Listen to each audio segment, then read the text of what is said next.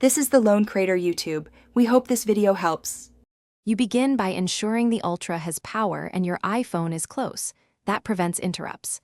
Once your watch is on your wrist, press and hold the side button to power up. Open the watch app on your iPhone, choose Start Pairing, and align the camera with the animation. Make sure to accept location, Bluetooth, and cellular prompts when shown because permissions let sensors and LTE work properly.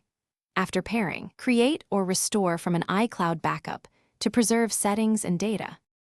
Once paired, update watchOS before customizing because updates smooth out sensors and app compatibility. You should pick a watch face that surfaces the things you need.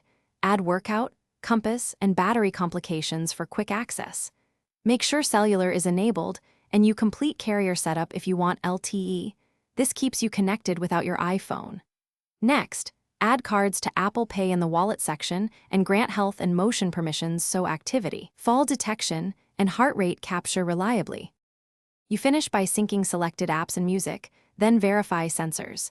Take a short GPS walk, check heart rate readings, and compare the altimeter to a known elevation.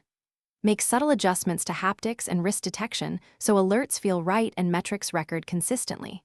Finally, test an LTE call or a contactless payment.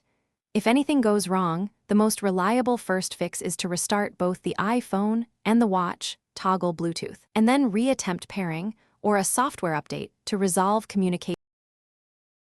Thanks for watching. Consider subscribing if we helped you.